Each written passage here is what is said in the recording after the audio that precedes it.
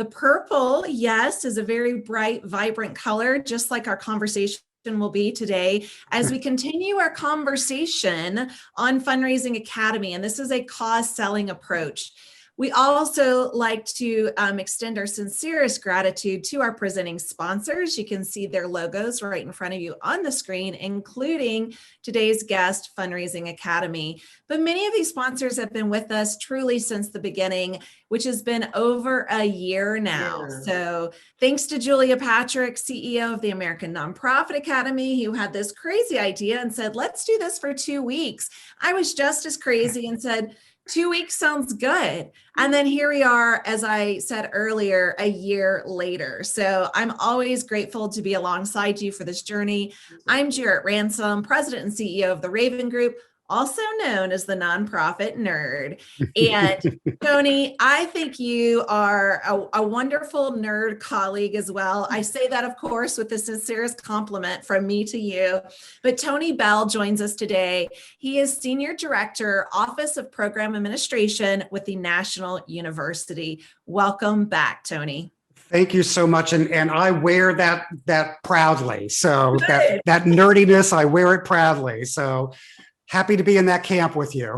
Yes, that's what it's intended for. So I'm excited. Today is another conversation as we move forward in the cause selling education that Fundraising Academy is providing.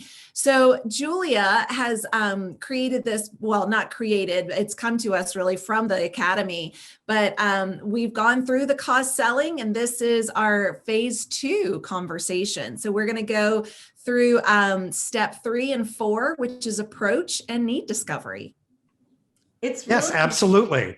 It's amazing. And just to let everyone know, I mean, we archive all of these courses together. You can jump in, you can jump out. It's not one of those things. I always say it's like, you know, sometimes you'll come upon a serial, you know, on TV and you'll be like, I didn't see the beginning, so now I can never catch up. This is not that case. This is a really logical, natural process. So you can jump in, jump out, circle back, get reminded, whatever. But Tony, today, as Jarrett said, we're going to be talking about moving into that phase 2 part of cause selling, the approach and need discovery. And so let's define like approach. What does this even mean? Sure. So approach is about, you know, getting yourself ready for that positive first impression, right? So it is, again, just getting yourself prepped and ready before you even meet with the donor. And what, you know, being mindful of your nonverbal gestures and all of the things around that. So that's really what the approach is about. It's about getting yourself ready for that. And ready to make that great first impression. So you talk about that, but what is the right first impression? I was like, what does that mean? What does that mean, right? Well, you know, it means considering a couple of different things. So considering some of the visual factors, so things like your grooming, right? Making sure that whether it's in person, face-to-face, or in person via Zoom, making sure that there aren't distractions, even though they really make the best, sometimes distractions make the best memories, right? As a cattail kind of goes across the screen, right? Or, you know, my biggest fear, the dog is just going to start barking nonstop, right? But, which is not really a visual factor, but anyway, so thinking about the visual factors, your body language. What are you wearing? You know, being well groomed. Now, that doesn't mean being anything other than you, because I want to make sure that I say that, right? As we think about diversity and inclusion, you know, it means showing up as your best self, right? When we talk about the visual factors. So body language, attire, being mindful that if you're wearing something that has a logo on it, you know, I might wear, you know, I'm in South Florida, right? So I might have something that has the Miami Dolphins on it. Well, that could be a deal breaker for someone that's not a Miami Dolphins fan. So again, I'm mindful of your attire. If you're going to wear something that has a logo, which I would discourage you from doing, but sometimes I think, especially in this digital environment, we fall victim to some of the casualness that might occur. So just being mindful of all of that. So around, the visual factors. Then there's the professional habits to consider, right, around making a good first impression. So be prompt, which means be early. Thank you. Thank you. Jarrett Ransom taught me that the first day. She's like, sister, if you're not on 15 minutes early, you're late. I will never forget that. Yeah, if you're not early, you're late. Yeah, no, absolutely. I agree with you 100%. I'd rather get there and sit and wait for a while, right? Than to have because there's already, we're passionate about the work that we do, right? We care deeply about the causes that we support. So there's already some level of anxiety, right? And I want you to have anxiety.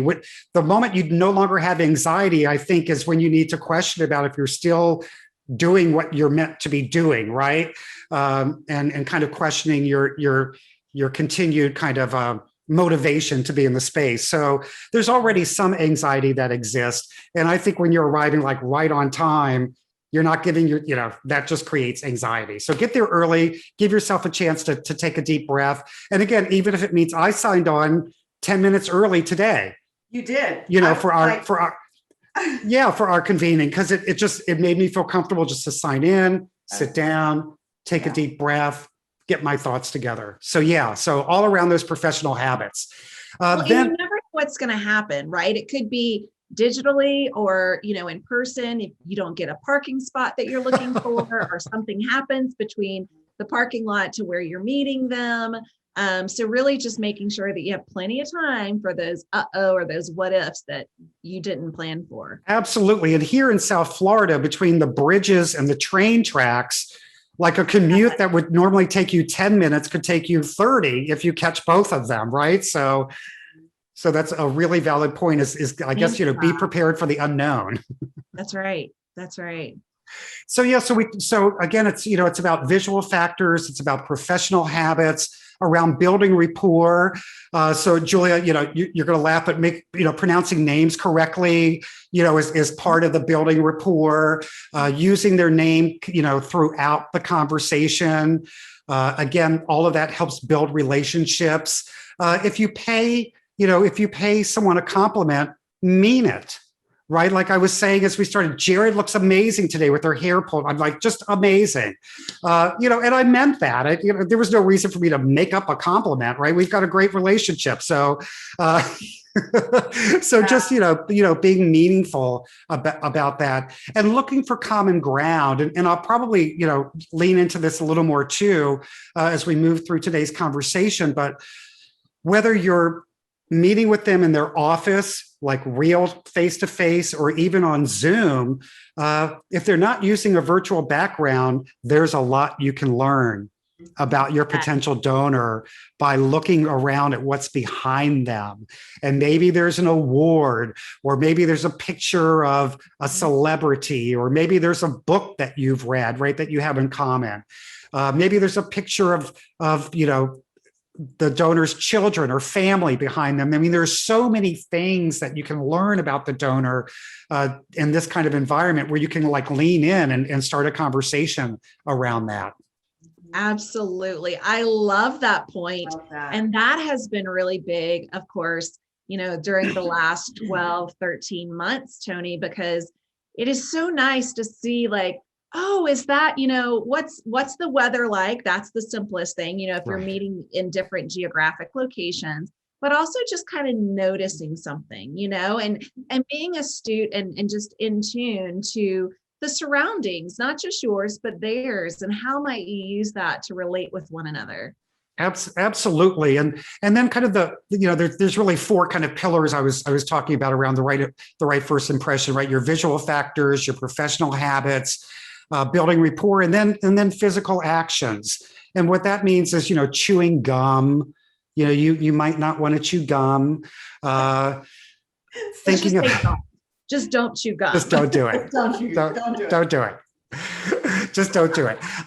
So, and then things like, offensive language, like we may say what the H, and that's easy for us, and that rolls off our tongue, or I don't give a D about whatever, and so just again being mindful of some of those, and really regardless of how well you may think you know the donor, if you've had a few interactions before, kind of this getting prepped for this more formal one, really keep it very professional, because you're entering a relationship, right, with the potential donor, but they're an investor in your cause, and you would want to treat them, like an investor for any Fortune 500 company, and give them that professional courtesy. I like that. It's to not become, the way I hear it, Tony, is to not become too comfortable, right? Don't become too comfortable to where, as you said, you are no longer treating them like an investor. Mm-hmm. Yeah, I think it's really important. I think it's a great way to frame up your whole day or your meeting. I mean, it's a great way to put everything into perspective as you begin this journey. And again, like you said, an investor in a cause, that's just the most basic thing. One of the other things you talk about is nailing the greeting. And I think you have some really interesting things. I really want to know what that rule of 10 is. And I want to know, be confident. Okay, we get that, because people love winners and people want to, invest in something they feel like is a good thing. But they do also say be different. And so I'm so curious to see how this works out. So start with the rule of 10. Yeah. So the rule of 10 basically means that when, your first 10 words to the donor should include some form of thanks, right? So when you start the meeting, your first 10 words, something in there should show gratitude. And I would expand upon that and also say should exude some empathy. So thank you so much for investing time in our conversation today. Hope you're doing well and that your family's doing well. And I'm just so excited that we're going to have a chance to have this conversation.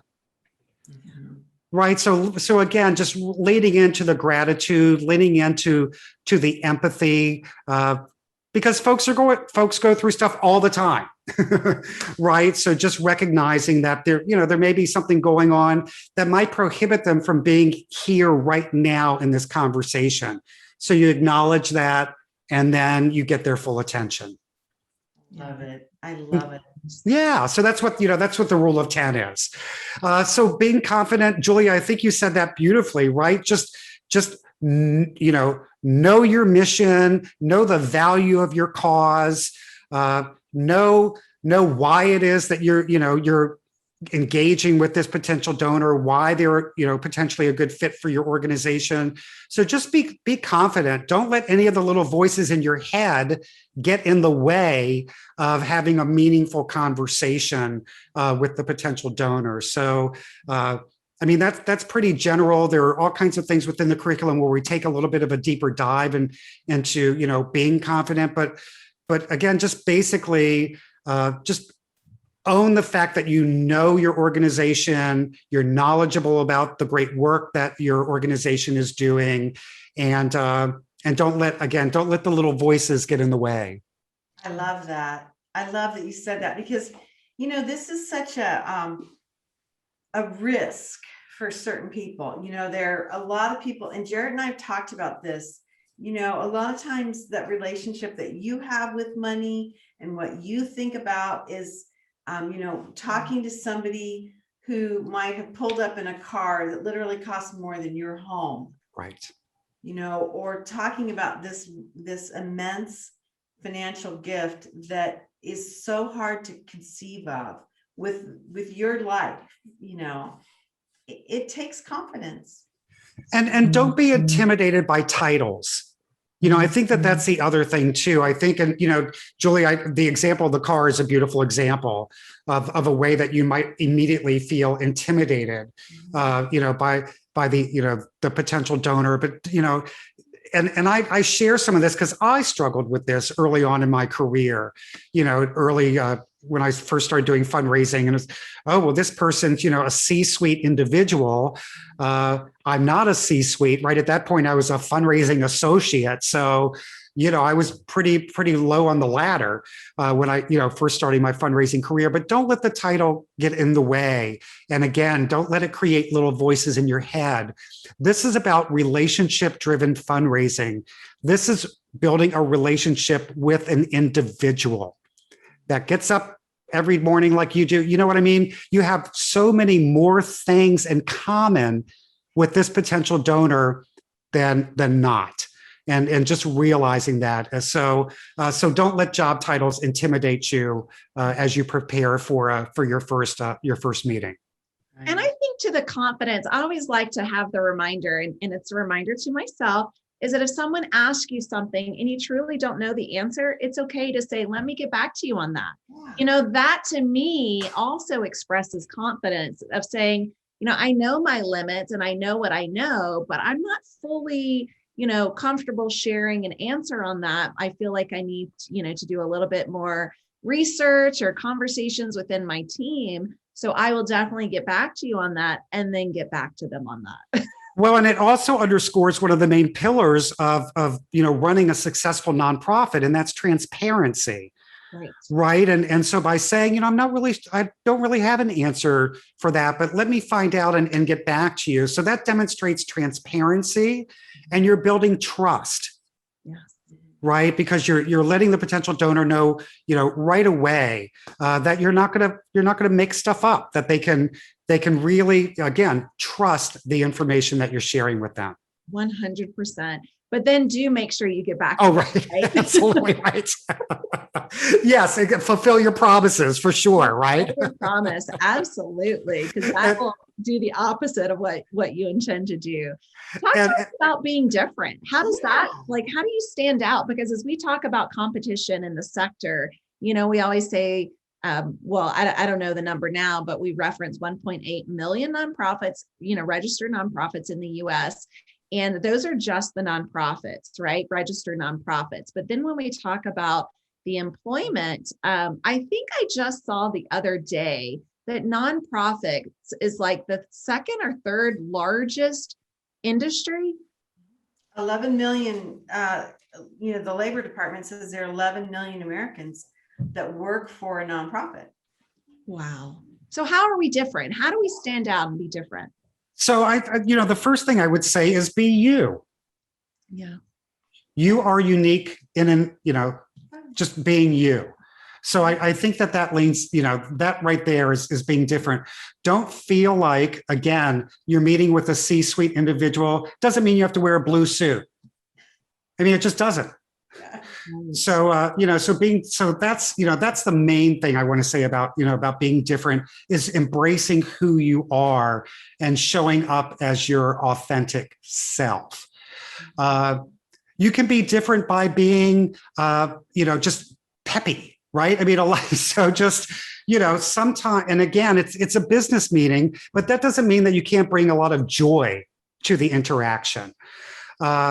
If you have done, research, this is a little bit of a risk, but I have done this, and in this, in this more digital climate, where I've done research on an individual, and and I looked at their LinkedIn, and I saw, a hobby that they might have, or on Facebook, a hobby that they might have, or music that they love.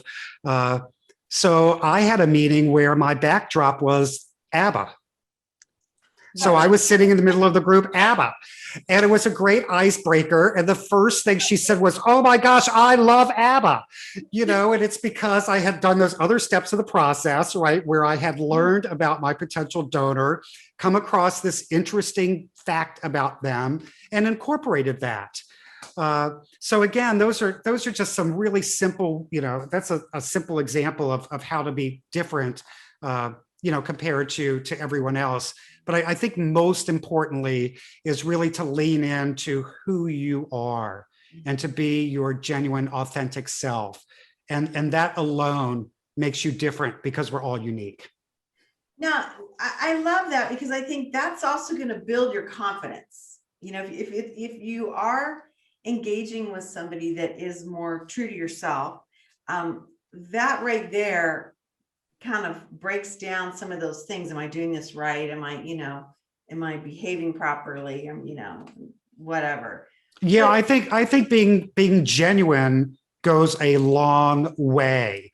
And I think especially if you're meeting with savvy donors, they can sense if you're not being genuine. So that's super important in my book. yeah, I agree with you. Now, the last part of this on nailing the greeting, you say read the room, and you can even read the virtual room. You talked about that, seeing the environment that somebody's in, greeting them with empathy. But what does that mean when we really start looking at coming back into these IRL, in real life meeting situations? Because the meeting rooms have changed. They're not going to be there. I think there's still going to be social distancing to some effect. What does this look like to you? Yeah, no, that's a good question. I think reading the room could mean things like if the potential donor is spending a lot, so you're talking to them, but they're doing a lot of this with, That would be the worst. or the phone's ringing off the hook. So reading the room also means, now how do I have to adjust my conversation or my approach so that I'm standing out amongst the competition that exists either through the phone or through technology. And part of my strategy a lot of times is just to say nothing and just sit there, because ultimately they will catch on to the silence and then look at you to start, a conversation or to say something else. So that's just been some of my experiences around, how to read the room when you're back in what do you call it? IRL, back in real life? Yeah, IRL in real life. Yeah. I had a scenario that I'd love to share, and I'll keep it brief, but I was meeting with a major donor. I was a full-time employee at the time, and we met at a local coffee shop, which is one where a lot of people would meet. It was like, if you wanted to see someone, you better get there early, because guaranteed they're going to show up at some point throughout the day. Well, we had already sat down having a conversation, Tony, and then I noticed that the donor got really uncomfortable. And so I really had to read the room. And what I noticed was there was just too many people, and the level of willingness to be comfortable in the conversation shifted immensely. So it could have been that someone was sitting too close to us, or someone she knew was sitting within earshot, kind of thing, So knowing to read the room and just say, hey, I've noticed it's gotten a little noisy in here and a little extra crowded. Would you be comfortable if we stepped outside and continue the conversation at an outside, table? She was immensely grateful for me noticing her level of, comfortability. And she just said, I didn't know what to say, but I knew that I couldn't continue the conversation. And that small gesture, right? That small gesture let her know that I was paying attention and had her best interest in mind. So Yeah, that's a great opportunity to read the room. Yes, great example. Thank you for sharing that. Yeah, that's good. And this is such a personal situation anyway, when you're, discussing. We were talking about their money. Yeah. Right. Yeah, this is hard. Okay, right. So now we've gone through steps 1, 2, and 3. We're on to step 4, need discovery. And so I'm really interested to know more about this, because you have some really interesting approaches for cause selling. And again, it's that closed-ended versus open-ended questions. When you're trying to build rapport, but more importantly, really discover what that donor wants to do and how this might work. Yeah, absolutely. So we often refer to need discovery as the heart of the cycle, because this really is where you're learning so much about your potential donor. So this is pretty basic 101, right? You closed-ended versus open-ended. You always want to ask open-ended questions so that it continues a conversation. You want to get more out of the donor than a yes or no answer. And there are certain, different categories that you can look at, right? So there's the personal questions that you could ask, like what makes you want to give to a nonprofit organization? What are the things around contributing to nonprofits that bring you joy, right? So those types of questions. More philanthropic related around, again, how does it make you feel when you give a donation to an organization? Right? Or ask them if you were to describe the way you feel when you give a donation in terms of a color, what color would you be? Wow. Right? And just, and getting creative in that way and asking cause selling questions. What is it about our mission and the work that we do that excites you?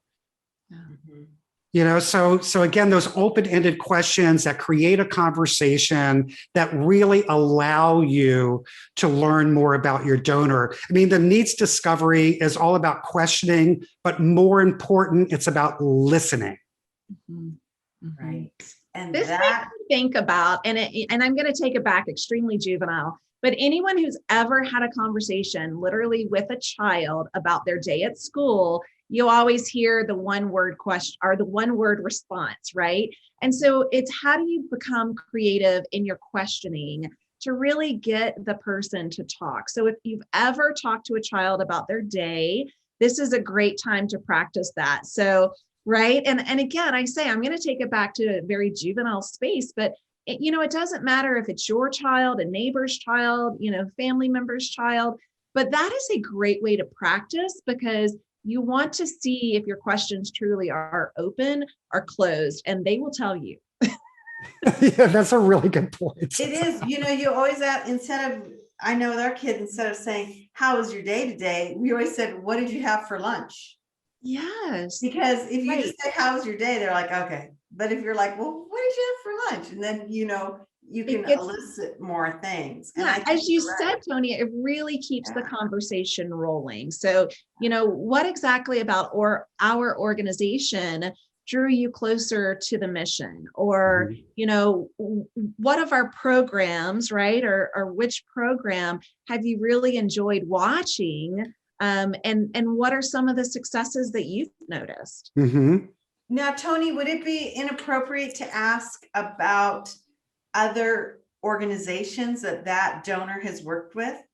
I don't think so. I think it's a great opportunity to say, I'd love for you to share with me a story about another nonprofit that you've supported, and what is a great experience that you've had with other organizations that you've invested in, and have them share that story, because that's going to give you a lot of good information around how to continue to nurture and steward that relationship once you receive the gift, because they're sharing with you a positive experience that they had, so you can mimic some of that as you move them through the cycle and ultimately receive a gift.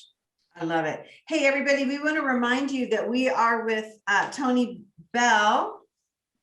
I had been using this name. Good job. Wrong name. I've been saying his name incorrectly now for almost a year. I just want to witness. But anyway, hey, we are really excited that you're with us today with Fundraising Academy's Cause Selling Education. This is a very special series that we are doing. And this series, we take this to more than our general 30 minutes that we stick to. So stay with us if you can, because we'll go another 15 minutes. We have so much more to talk about. And again, this is a special thing because Jarrett and I, we really don't extend our time in the normal course of the nonprofit show. But we have to talk about this because I loved this statement that you made, Tony. Ask for advice and you'll get money. Yeah, so this is this is another great reminder that, at least in my experience and what's been proven successful through the cause selling cycle, is, again, we're building relationships. So very, very, very rarely are we asking for a gift in this first encounter with the potential donor, right? This is a get to know me, right? That's why we said needs discovery, right? This is a get to know me opportunity. And folks have no shortage of advice. Everyone loves to give opinions, loves to share their advice. And it makes their involvement in the organization more meaningful. So if you share to someone, let's say, for example, you might be ultimately asking for a gift because you're going to start a new program, right? Or you're going to expand on an existing program with your nonprofit. So here's where you could ask them, advice. Have you heard of similar programs like we're getting ready to launch? And if so, what have you heard about them, either positive or negative? If you were going to launch a micro enterprise, what micro enterprise might you launch? We're considering launching this micro enterprise. Do you think that would be successful in our market?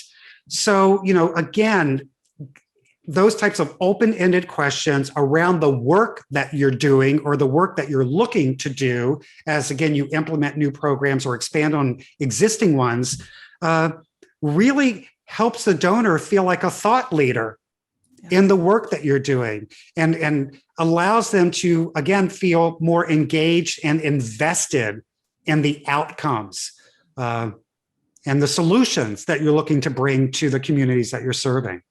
Right. There's this quote that I've heard, and in fact, I just shared it during a strategic planning meeting that I held last Friday. Ooh, strategic planning, goosebumps everywhere. Oh, good. Me too. I knew you were a nerd right along with me. But the quote is, and I have no idea who said it. So if either of you are with our listeners do, people support that in which they help create. Right? People support that in which they help create. So if you're asking for advice, right, you'll get money because people want to be a part of creating. That was my Southern drawl. They want to be a part of that creation. I know it comes out in the most inopportune times. But really, like we do. And so, using that opportunity to have a conversation, develop rapport with these investors, i.e. supporters and donors, it's a great way to get them engaged to help create the plan. Exactly. And that leans into, part of why I love the fact that we use the terminology cost selling. Mm-hmm. Because again, in this space, we're selling an idea, a solution to a community need, right? So when we engage them in that kind of conversation, they're helping to build the solution. Yeah. So you then talk about when you're having this engagement, and I'll call it an engagement, and you're starting to, drill down and you're looking at what the donors, if you will, say their interests are. You have some really interesting ways to look at this. You can ask the motivation question, because what is the personal tug? And there might be something that's really, really personal that drives somebody. And it can be tragic. True. Unfortunately, that's true. Yeah. And it can be hard to hear and it can be hard to manage. Right. So the motivation question is, are things like, why are you passionate about the work that our organization is doing? Why are you passionate about this space? This space just meaning, why are you passionate about supporting nonprofits in general? What motivates you to want to invest in a nonprofit organization? It's really a fascinating thing because I think that sometimes you might not be ready for what somebody says. Right. And I think that's kind of interesting. I think the next thing you talked about is the success question. And I would love for you to talk about that, because that's something that I don't know if we drill down enough. Yeah. So the success question are things like asking the donor, what do you want to achieve through your investment with our organization? Right. What do you consider a good return on investment? Yeah. for you, again, as an investor in our cause and as an investor in the solutions that we're bringing to the community that we serve. So that's really what the success question is all about is, again, what do you want to achieve? How do you measure success in the organizations that you support? And I think what's interesting about that is that as somebody who's trying to build this relationship, it will give you a framework with which to communicate, to know Absolutely. how to get back to that donor to say, I know this was important to you. This is what's happening, or this is where we're going. But then you say, ask them what frustrates them as well. I think that's interesting. Yeah. So the frustration really is more around, what do you want to change? Right? As a donor, as a philanthropist, what do you want to change? So that's what the frustration means. What is it that has frustrated you so much that you want to invest in our organization to affect this change? And it may go back, it may tie into the motivation question, right? I had a family member, with a health condition. As I looked for support from them, I noticed a gap in services. And that frustrated me because my loved one needed something that wasn't being fulfilled in the current structure. And so it's that frustration that is motivating me to be successful. I mean, it's also tied together, right? In donating to your cause. Right. I had a conversation yesterday with someone who's actually started a nonprofit. But as I go through these first three questions here in front of us on the slide, Tony, in our conversation, she told me what she was frustrated about, right? How many children are in foster care and the adoption process in particular in my state. She told me why she was motivated by this because she herself was a foster child that became adopted, right? At 16, she was adopted at the age of 16. And then she also told me what success looked like of what she thought the system could do differently. So that right there, it was a conversation. But as I'm looking at these questions, I'm now looking with a new lens, Tony, through this cause selling approach, truly, to say, okay, in this conversation, can I answer these 5 questions, right? From this brief conversation with this individual, do I have the answers for these? Yeah. Exactly. That was great. Talk to me about the right fit and the commitment, because I wonder if I can check those boxes too. So the right fit, of course, is, how do you choose what nonprofits you like to support? So asking the potential donor, how do you make this decision? How do you determine whether or not an organization is the right fit for you? And be prepared for all kinds of different answers, right? And it could be around, it could be, I know if they're a right fit because I like the annual report that's delivered every year. So I really get to see, the fiscal management of the organization. A right fit question might be,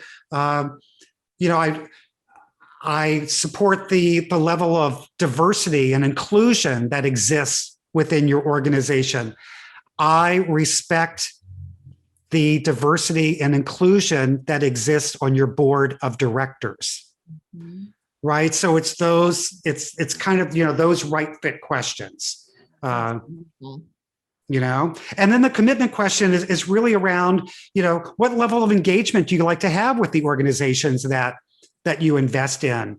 Do you like to, Julia, like you were saying, do you like to visit the facility? Do you want, above and beyond your incredible investment financially, do you want volunteer opportunities?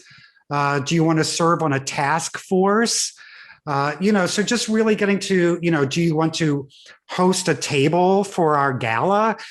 So just really asking questions about, how do you want to be involved? How do you want to be engaged with the organization? What level of commitment do you want to have?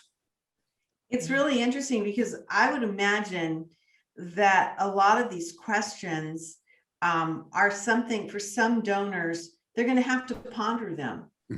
You know, they're depending on what their experience has been with other organizations, how much they know you. Again, from the get-go, you talk to us about this.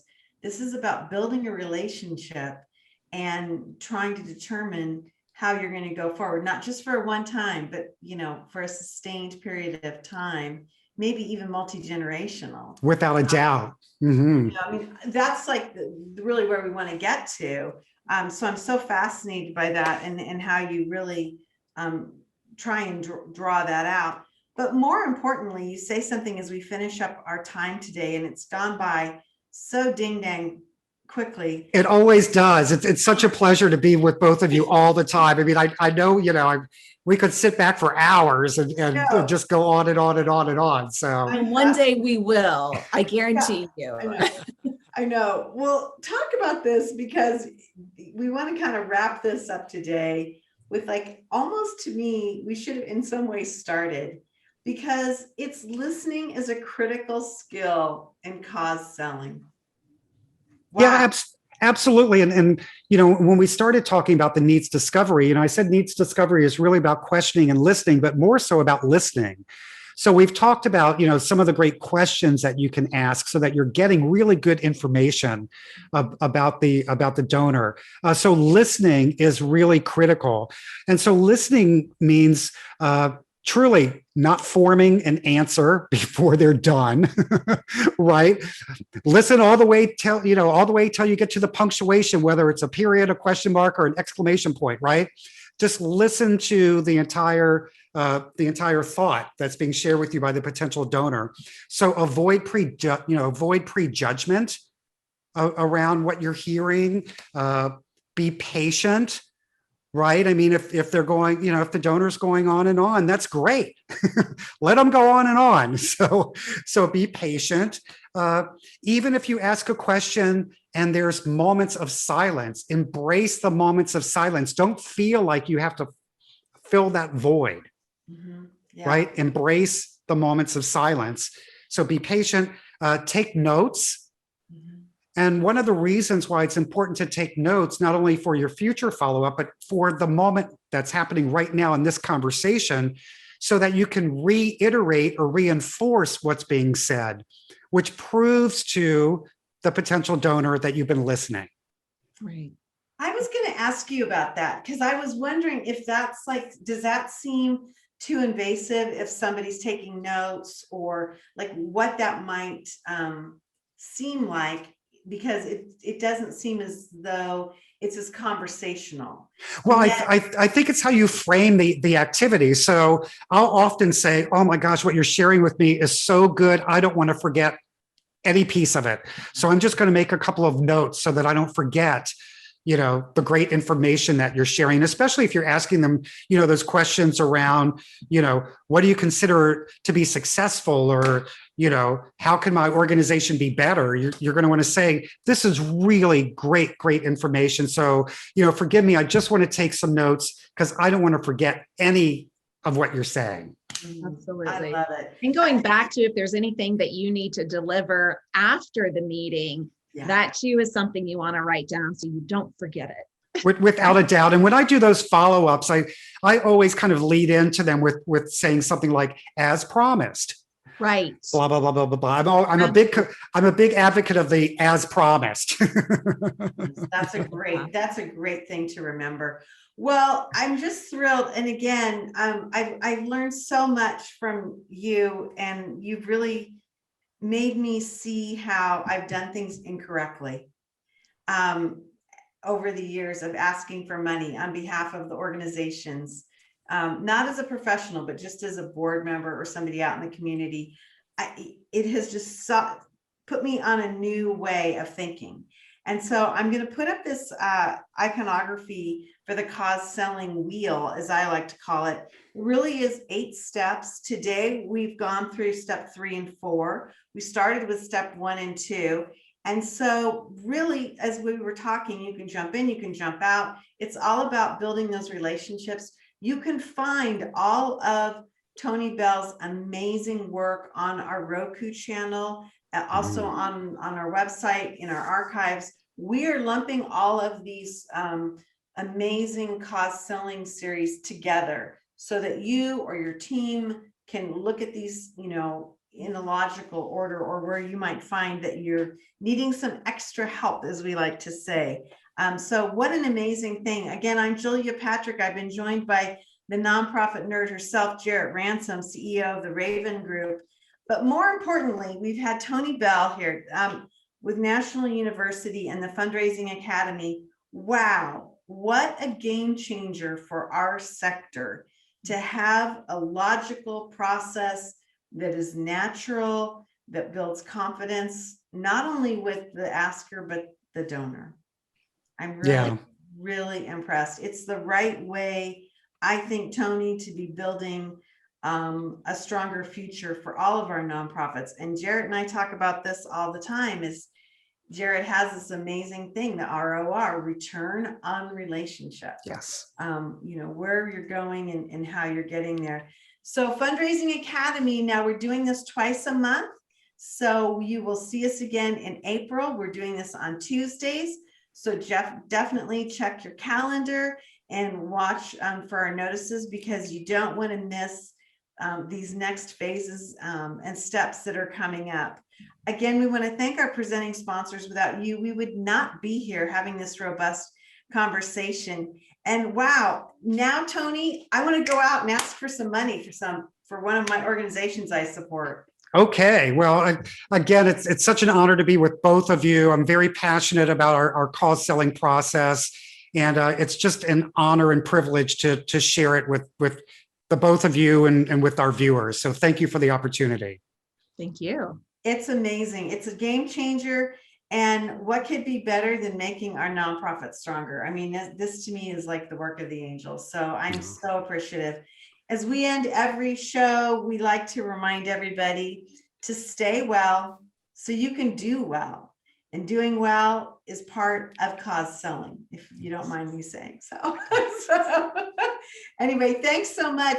I hope you all have a great day. Thanks for sticking with us on this extra special series from the Fundraising Academy and the Nonprofit Show. Have a great day, everybody, and we'll see you here tomorrow.